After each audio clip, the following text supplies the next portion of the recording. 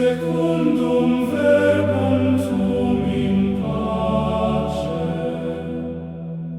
Quia viderunt oculi mei salutare tuum, quod parasci ante faciem omnium populorum.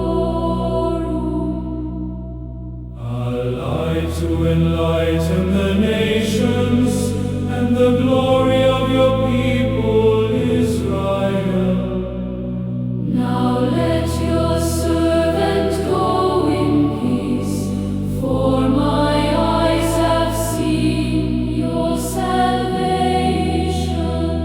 Lumen ad revelationem gentium, et gloriam plebis tuae Israel.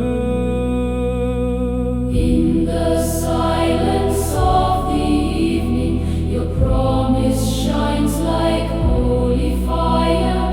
Lord, receive my soul in peace.